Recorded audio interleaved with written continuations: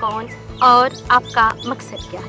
जो ये प्रश्न है कि प्रेम रावत कौन है, इसका तो मैं यही कहूँगा कि एक मनुष्य है प्रेम रावत, जिसने अपने जीवन में इस बात का एहसास किया है कि शांति कितनी ज़रूरी है मनुष्यों के लिए। और 4 साल की उम्र से मैंने इस शांति के विषय में बोलना शुरू किया, लोगों के सामने अपनी बात रखना शुरू किया। और मेरे जो पिताजी थे वो इस संदेश को ले जा रहे थे, पर हिंदुस्तान भर में ही वो सीमित था। जब मैं 9 साल का था तो उनका शरीर पूरा हुआ और उसके बाद ये जिम्मेवारी मैंने संभालना शुरू किया। उनका ये सपना था, उनका ये ख्वाब था कि मैं इस संदेश को सारे संसार में ले जाऊं। इसीलिए वो चाहते थे कि मैं अंग्रेज़ी पढ़ूं और विदेश में इस संदेश को लोगों तक मैं पहुंचाऊं। और संदेश बहुत ही सरल है कि मनुष्य के अंदर शांति है और उस शांति का एहसास करना मनुष्य के लिए बहुत ज़रूरी है, बुनियादी है। अगर मनुष्य उस शांति का एहसास नहीं कर पाया तो वो समझ नहीं पाएगा कि वो कौन है, वो क्या है।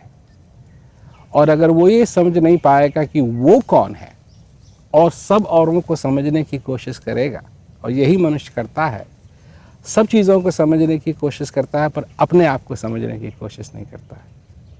वो दोस्तों को जानता है पर अपने आप को नहीं जानता है। वो अपनी फैमिली को जानता है पर अपने आप को नहीं जानता है। वो अपने कॉलीग्स को जानता है पर अपने आप को नहीं जानता है।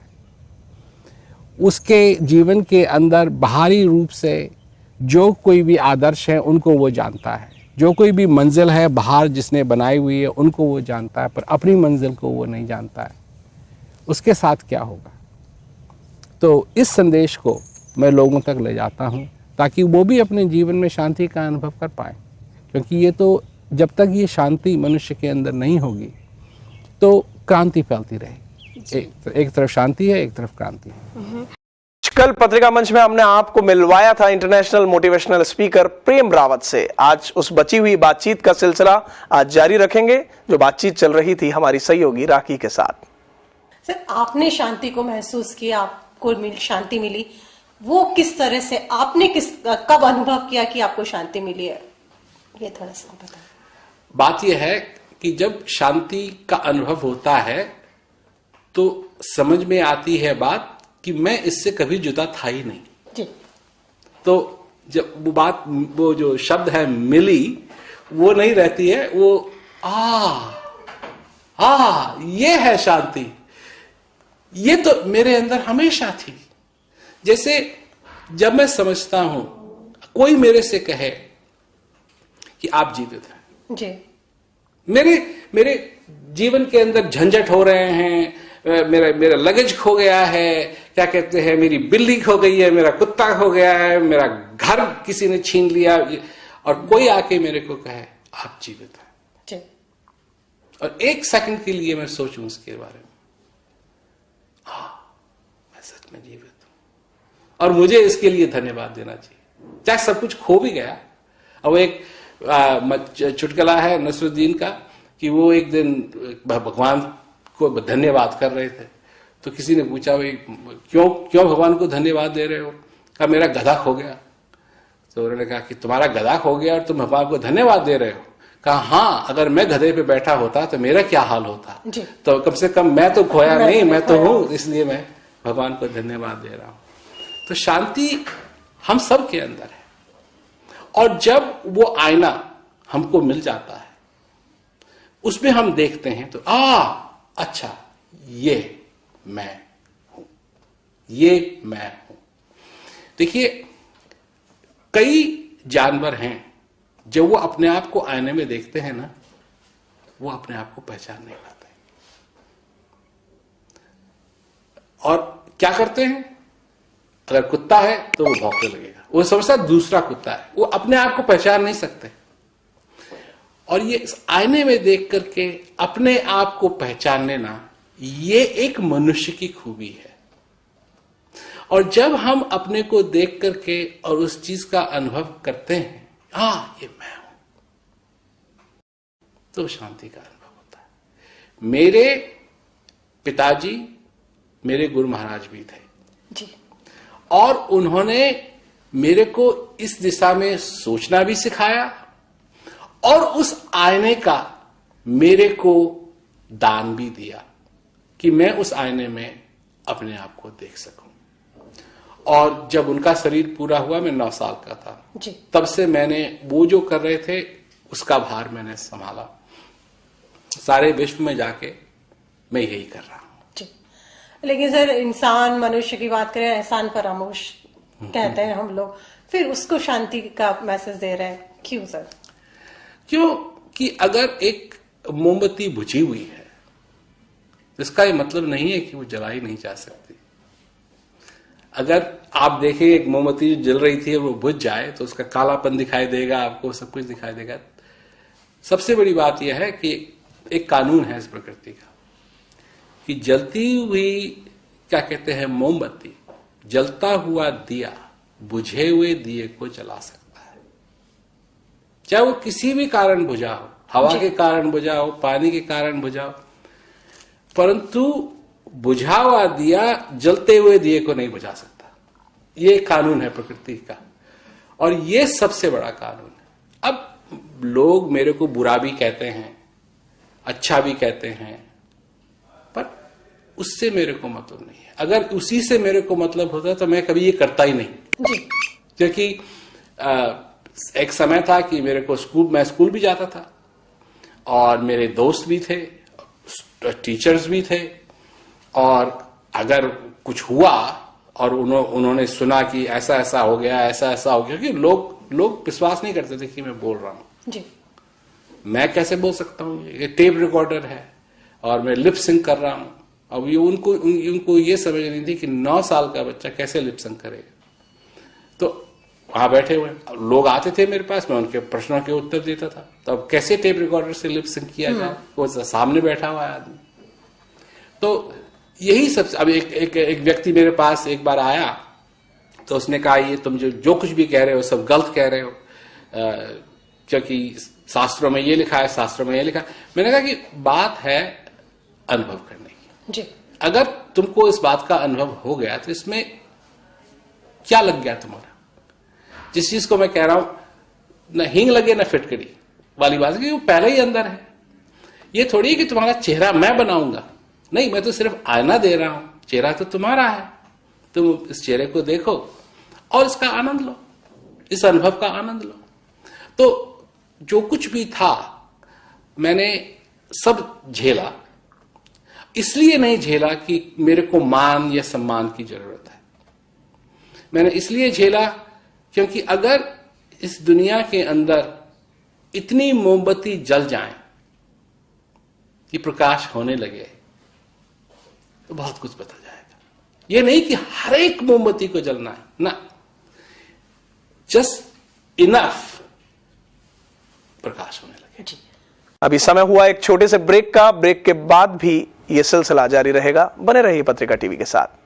वेलकम बैक, आप सभी का स्वागत है। आइए फिर से चलते हैं प्रेम रावत और राखी की इस बातचीत की ओर। सर, अब मैं थोड़ा सा आपकी पर्सनल लाइफ के बारे में, आपकी जो बचपन था उसके बारे में थोड़ा सा जानना चाहूंगी। आपकी एजुकेशन वगैरह कहाँ हुई, आपकी पैदाइश वगैरह के बारे में थोड़ा सा बताएं। मेरा जन्म हुआ था जी कनखल में, कनखल हरिद्वार जी। जो कनखल बड़ी स्पेशल जगह है, जो शिव जी को डावरी भी मिली थी जब उन्होंने उनकी शादी हुई। तो उसके बाद जब मेरा जन्म हुआ तो हम 4 भाई थे, एक बहन और 4 भाई। तो उसके बाद हमारे पिताजी हमको ले गए देहरादून, वहाँ स्कूल अच्छे थे, तो वहाँ पर हमने एजुकेशन सेंट जोसेफ्स एकेडमी में प्राप्त की। और क्या कहते हैं, वो हिस्सा भी मेरे जीवन का एक बड़ा अजीब हिस्सा था, क्योंकि जब जैसे छुट्टी होती थी तो मैं बाहर लोगों को संबोधित करने के लिए जाता था। तो हजारों लोग बैठे हुए हैं, मैं बैठा हुआ हूं, और जैसे स्कूल में आता था तो मैं वहां बैठा हूं जहां लोग बैठे हुए रहते थे और टीचर वहां बैठे हुए हैं। और उस समय तो बहुत कुछ होता था, जैसे कि एक बच्चा अगर चिल्ला रहा है या आवाज कर रहा है तो सारी क्लास को पनिशमेंट मिल रही है, तो वो भी सब झेलना पड़ता था। मैंने कोशिश की क्योंकि मेरे पिताजी चाहते थे कि मैं अंग्रेजी बोलना सीखूं जी, और मैं इस संदेश को बाहर ले जाऊं। उन्होंने कई बार कहा कि मैं नहीं ले जा सकता, मैंने अंग्रेजी नहीं सीखी, मैं नहीं ले जा सकता, परंतु ये ले जाएगा। और ये भी वो बहुत बार कहते थे, और डॉक्यूमेंटेड है ये कि ये बहुत छोटा है, इसके शरीर को मत देखो, इसकी बात सुनो, ये बहुत कुछ कहता है। तो तब से मैं बोलता आया हूं, इस चीज को लोगों तक ले जाते आया हूं, और यही मेरी इच्छा है कि लोग अपने जीवन को सुधारें। और बस, क्योंकि ये सब कुछ है, ये नहीं है कि किसी को बनाने की जरूरत है। तो ये मेरा जीवन रहा है। और उसके बाद फिर मैं विदेश गया। हाँ जी। जब मैं लगभग 13 साल का था जी। और उस समय मैं विदेश गया तो बात ये थी कि क्या विदेश में लोग इस संदेश को सुनना पसंद करेंगे या नहीं, क्योंकि बात ये थी कि उनके पास ज्यादा पैसा है, वो काफी रईस हैं, ये सब कुछ है, तो क्या लोग सुनने की कोशिश करेंगे। परंतु मैंने पाया कि ये तो मनुष्य की बात है, ये संदेश मनुष्य के लिए है, पैसों के लिए नहीं है और चीजों के लिए नहीं है, और कहीं का भी मनुष्य हो वो सुनेगा। तो आज सारे संसार के अंदर China, Russia, Australia, Mauritius, south Africa, सब जगह ये मैसेज। तो देहरादून से आप जो पहली आपकी विदेश यात्रा थी, उससे रिलेटेड कुछ आपको ऐसा है जो आपको याद हो, किस तरह से आप वहां पहुंचे थे? उस समय हुआ ये जी कि मैंने हवाई जहाज में तो सफर किया था हिंदुस्तान में जी, जैसे लखनऊ, दिल्ली, ऐसे करके, परंतु बाहर में कभी गया नहीं था, तो कैसा होगा क्या होगा मेरे को पता भी नहीं था जी। और ये इस हवाई जो हिंदुस्तान में उस समय हवाई जहाज चल रहे थे, तो उनमें ज्यादा सुविधाएं नहीं हुआ करती थी। मेरे को ये भी नहीं मालूम था कि मैं कपड़े बदल सकूंगा या नहीं बदल सकूंगा। तो मैं 2 कपड़े पहन के चला हिंदुस्तान से। तो बाहर क्या कहते हैं, मैंने जैकेट पहनी हुई थी और बंद गले का कोट था, और अंदर मैंने कुर्ता पजामा पहना हुआ था। और मैं गया तो फ्लाइट उड़ी और जाकर के रोम उतरी कुछ घंटों के लिए, फिर लंदन गई जी। तो मैंने कपड़े निकाले और क्या कहते हैं, वहां जब जो मेरी फोटो अगर आप देखेंगे तो उसमें मैं कुर्ते पजामे में वहां पर हूं, तो वो हिंदुस्तान से ही पहन के मैं चला था जी।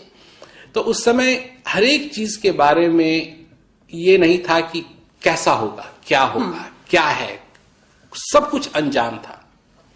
पर धीरे धीरे धीरे धीरे धीरे करके और बहुत कुछ हुआ और लोगों ने सुनना शुरू किया। और सबसे बड़ी बात यह है मेरे लिए कि मैं गया, परंतु उन जगह में जब भी मैं जाता था तो ये नहीं था कि मैं ये देखने के लिए जा रहे हैं, आईफल टावर देखने के लिए जा रहे हैं, नहीं, लोगों के पास इस संदेश को लेकर के जा रहे हैं। जी। जब आप पहली बार गए और जैसा आप बताए थे रोम आप पहुंचे थे, वहां के लोगों का जो था रिएक्शन जो था जब आप पहली बार वहां अपनी बात पहुंचाने के लिए गए, वो किस तरह का था? वहां के लोगों ने क्या? रोम तो सिर्फ एक स्टॉप था, रिफ्यूलिंग स्टॉप हवाई जहाज के लिए, तो वहां कुछ नहीं हुआ। पर लंदन जब पहुंचे तो बहुत सारे लोग आए हुए थे एयरपोर्ट पे रिसेप्शन करने के लिए, और उनकी ये बात थी कि ये बच्चा गुरु है, ये कैसे संभव हो सकता है, क्योंकि उन्होंने सुना था कि सफेद बाल होने चाहिए, लंबी जटा होनी चाहिए, और ये क्या सुनाएगा, क्या समझाएगा। और धीरे धीरे लोगों ने सुनना शुरू किया और पसंद किया, क्योंकि मैं जो बात लोगों के सामने रखता हूं और आज भी वो बात है जो मेरा अनुभव है। जो मेरा अनुभव नहीं है, मैं उस चीज के बारे में बात ही नहीं करना चाहता, क्योंकि क्या कहूं उसके बारे में।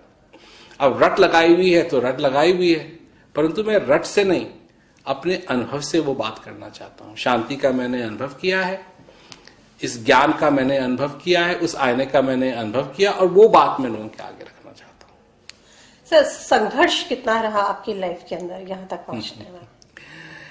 अगर संघर्ष नहीं होता तो ये सभी कर रहे होते। संघर्ष तो बहुत रहा है, संघर्ष तो इतना रहा है कि पूछिए मत, और हर दिन इसके लिए संघर्ष करना पड़ता है। कुछ ना कुछ लोगों के जीवन के अंदर ये शांति फैल सके, ये तो अपने में इतना बड़ा संघर्ष है कि पूछिए मत। क्योंकि जहां भी मैं जाता हूं मेरे को निराशा ही मिलती है, नहीं होगा, नहीं होगा, नहीं होगा, नहीं होगा, ये असंभव है, ये एक नहीं कर सकते हैं। और 51 साल से ऊपर हो गया है मेरे को ये संघर्ष करते हुए, और मैं अपने में ये जानता हूं कि मैं जब तक जीवित हूं मैं संघर्ष करता रहूंगा, क्योंकि ये एक मेरे लिए बहुत बड़ी बात है। क्योंकि हम मनुष्य हैं और हम भूल चुके हैं कि हम मनुष्य हैं। हम देखिए, मैं एक उदाहरण देता हूं कि जब वो समय आया कि मनुष्य चंद्रमा तक गया, कई लोग सोचते हैं कि नहीं गया, तो मैं ये पूछता हूं कि क्यों गया, किसकी वजह से गया? क्योंकि कई लोग थे जिन्होंने कहा ये तो हो ही नहीं सकता, परंतु मनुष्य चंद्रमा पहुंचा उनकी वजह से जिन्होंने कहा हाँ ये संभव है, असंभव नहीं। जो मनुष्य की अशांति का कारण है वो सबसे बड़ा कारण उसकी दुविधा है, दुविधा और परिस्थितियाँ। मान लीजिए जैसे हमें शुरू से सिखाया जाता है कर्म ही पूजा है, हम अपने कार्य में रत हैं, उधर से हमारा परिवार भी है, हमारे पास यद्यपि यह बुद्धि है कि हम प्राथमिकता निर्धारित करते हैं कि किसकी प्राथमिकता ज़्यादा है, लेकिन कभी कभी ऐसा होता है कि दोनों चीज़ें, हमारा कार्य क्षेत्र भी और हमारा पारिवारिक क्षेत्र भी, बराबर की प्राथमिकता हमें देनी होती है। हम एक को चुनते हैं, लेकिन जो दूसरे के प्रति एक कचोट हमारे दिमाग में रह जाती है कि नहीं मैंने इसे चुना तो वहाँ पर मैं ये नहीं कर, ये भी एक अशांति का बहुत बड़ा कारण है। तो किसे प्राथमिकता दी जाए? और एक दूसरा मेरा सवाल है सर, अक्सर कहा जाता है कि शांति या जो भी कुछ है परमात्मा हमारे अंदर है, और वो हमें नज़र नहीं आता है कि जैसे पानी में अक्स, अगर पानी साफ है तो अक्स बनता है, हमें दिखता है, अगर पानी गदला है तो वह यह नहीं कि वह अक्स अंदर नहीं है, लेकिन गदला होने से हमें नहीं दिखता है। तो सर ये दो कारण है कि कैसे उस गाधल को हटाया जाए, कैसे वो परिचय प्राप्त किया जाए, वह तरीका हम आज तक नहीं बता पाए, तो आप क्या कहेंगे उस बारे में? जब आप घर पे रहते हैं तो काम की चिंता रहती है, और जब काम पे जाते हैं तो घर की चिंता रहती है। पानी में मीन प्यासी, मोहे सुन सुन आवे हांसी। और पंक्तियां हैं इसकी, फिर मैं आता हूं एक बीच में कि जल बिच कमल, कमल बिच कलियां, जामे भंवर लभासी, सोई मन त्रिलोक भयो सब यति सती सन्यासी। इसमें सब आ गए, यति सती सन्यासी सब आ गए, सब के काम करने वाले, बिजनेसमैन, एजुकेटर, सब आ गए, यति सती सन्यासी। इनका मन सब तीनों लोकों में घूम रहा है, कबीरदास जी की बात है। तो अगर आपको ऐसी जगह में रख दूं जहां आप अपने परिवार से भी दूर हैं और अपने काम से भी दूर हैं, तो वो सारी समस्या खत्म हो जाएंगी। देखिए, आपकी नौकरी है, पर आपने उसको चिंता का कारण बनाया है, नौकरी ने नहीं। क्योंकि अगर नौकरी की वजह से आपकी चिंता होती है तो आप अगर चंद्रयान में चले जाते तो अपनी नौकरी से भी दूर हो गए, अपने परिवार से भी दूर हो गए, फिर आप कहते हैं शांति शांति है। तो लोग जाते हैं वेकेशन में, लोग जाते हैं चीज़ों से दूर होने के लिए अपने वेकेशन में, और फिर वेकेशन के बाद वेकेशन लेना पड़ता है, क्योंकि इतनी चिंता होती है, इतनी चिंता होती है, इतनी चिंता होती है कि पूछिए मत। आपने कहा दूसरी चीज कि पानी मैला है, पानी मैला है। तो सबसे पहले तो यह प्रश्न पूछना चाहिए कि मैला किया किसने? दुनिया ने या आपने? अब ये बहुत बड़ा प्रश्न है, छोटा मोटा प्रश्न नहीं है। क्योंकि अगर आप दुनिया को कहते हैं तो फिर आपकी कोई जिम्मेवारी नहीं है, ये तो दुनिया ने किया है। अब दुनिया तो जा नहीं रही है कहीं, काफ़ी बिलियन ईयर्स के लिए ये यहाँ रहेगी, पृथ्वी रहेगी, दुनिया रहेगी, उसके बाद जाकर के कहीं ख़त्म होगी, तब जाकर के आपका पानी साफ होगा। तो ये तो बहुत समय की बात है, इतने साल तो आपको रहना नहीं है इस जीवन के अंदर। है घट में पर दूर बतावें, दूर की बात निराशी। जो चीज़ घट में है वो वहाँ नहीं मिल रही है। क्यों नहीं मिल रही है? या तो वो गलत है कि घट में नहीं है। घट में है घट में पर दूर बतावे, दूर की बात निराशी। तो क्या ये भी संभव है? क्या आप गलत तरीके से समझ रहे हैं इसको। मैं सिर्फ कह रहा हूं, क्या ये भी संभव है कि आप वहां नहीं देख रहे हैं जहां वो है? और क्या ये भी संभव है कि आप चाहते हैं देखना परंतु आपको मालूम नहीं है कि वो विधि क्या है जिससे देख सके? आपकी आंख सबकी आंखों को देखती है, नहीं? सबकी आंखों को देख सकती है आपकी आंख, पर अपने को नहीं देख सकती। अपने को देखने के लिए, अपनी आंख को खुद देखने के लिए आपको आईने की जरूरत है।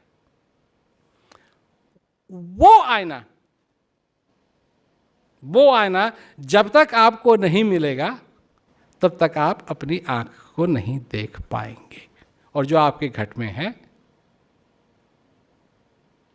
उसको भी आप समझ नहीं पाएंगे, देख नहीं पाएंगे जब तक वो आपको वो आईना न मिल जाए। बड़े चढ़ा बढ़ा करके इसी बात को कहेंगे तो वो हो गया कि उसी को ज्ञान कहते हैं। जैसे जब विद्यार्थी आपके पास आते हैं, कई चीज़ें हैं जो उनको नहीं मालूम, और जब आप उनको बताते हैं उन चीज़ों के बारे में तो उनको ज्ञान होता है और वो उस चीज़ को जान जाते हैं। तो इसी प्रकार ज्ञान है, और उसको जानने की, उसको पूरा करने की प्रक्रिया, उसको हम कहते हैं peak, peace education and keys, ज्ञान कुंजी।